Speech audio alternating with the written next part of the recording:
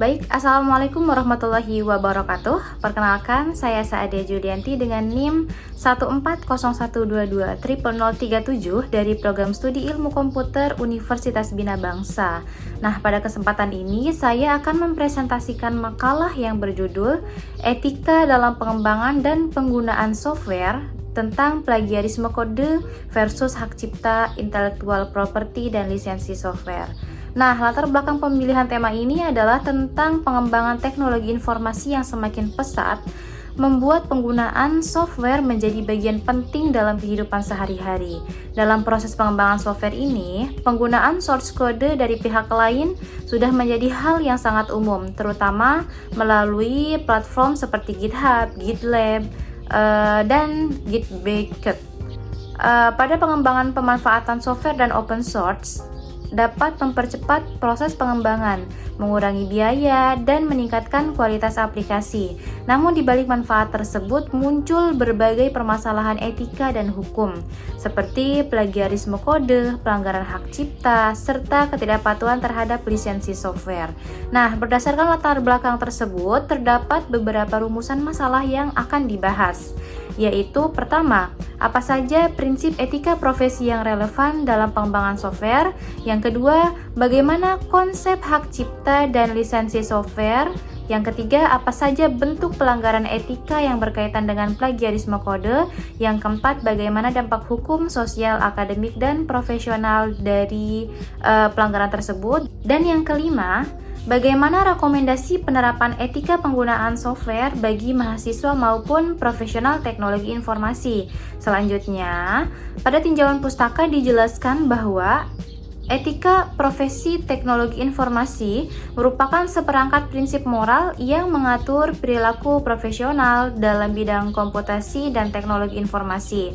Nah, prinsip utama etika profesi ini meliputi integritas, kejujuran, tanggung jawab, profesionalisme, penghormatan terhadap hak orang lain, serta menjaga keamanan dan kerahasiaan informasi.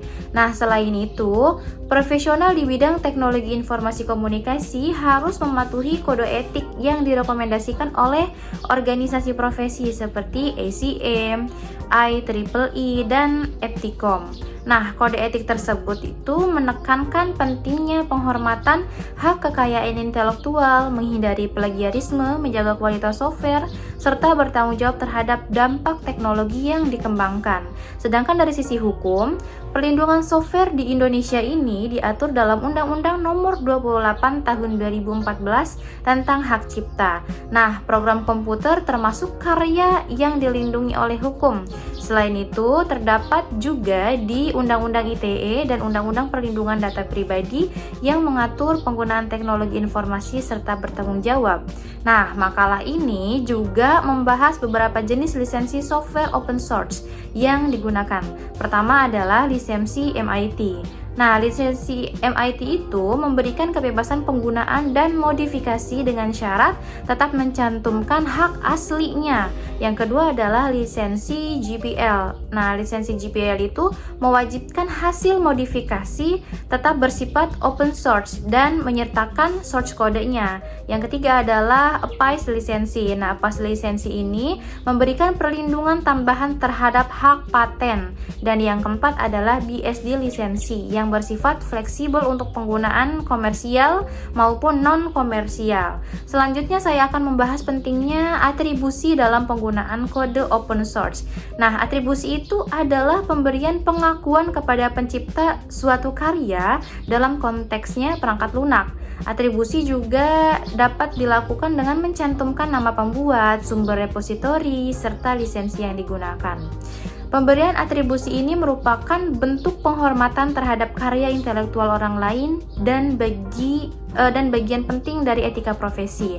Nah, pada analisis ini saya menggunakan studi kasus seorang mahasiswa yang mengambil source code dari GitHub untuk tugas akhirnya tanpa mencantumkan atribusi dan kemudian mengklaimnya sebagai karya sendiri. Berdasarkan teori utilitarianisme, tindakan tersebut tidak etis karena meskipun memberikan keuntungan jangka pendek bagi mahasiswanya, namun menimbulkan dampak negatif yang sangat besar. seperti menurunkan kualitas pendidikan, mengurangi motivasi inovasi, serta merugikan pembuat kode asli. Sementara, berdasarkan teori deontologi, tindakan tersebut juga tidak etis karena melanggar kewajiban moral maupun kejujuran tanggung jawab dan penghormatan terhadap karya orang lain.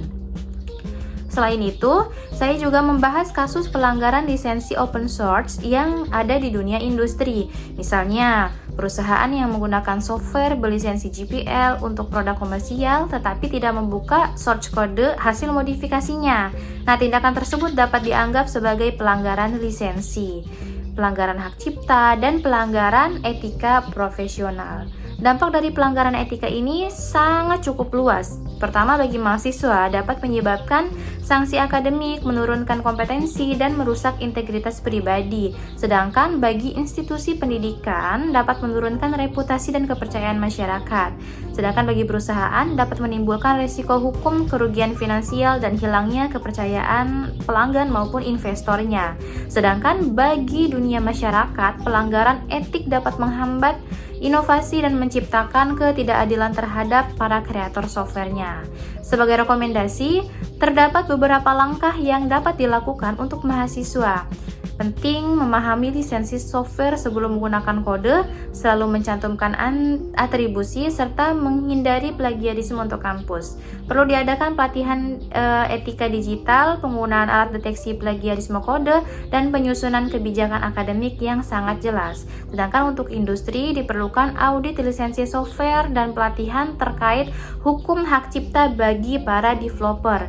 Nah, sedangkan bagi pemerintah dapat meningkatkan sosialisasi hak cipta software dan memperkuat penegakan hukum digital. Nah, sebagai penutup dari presentasi ini, software merupakan karya intelektual yang dilindungi oleh hukum hak cipta dan lisensi tertentu. Penggunaan software open source ini memang memberikan manfaat yang sangat banyak, namun harus dilakukan secara etis dan sesuai dengan ketentuan lisensi yang berlaku. Nah, plagiarisme kode ini juga bukan hanya pelanggaran akademik, tetapi juga pelanggaran etika dan profesionalisme. Oleh karena itu, setiap pengembang, mahasiswa, maupun organisasi harus menjunjung tinggi integritas, kejujuran, tanggung jawab, serta menghormati hak kekayaan intelektual orang lain. Demikian presentasi yang saya dapat sampaikan. Terima kasih atas perhatiannya. Assalamualaikum warahmatullahi wabarakatuh.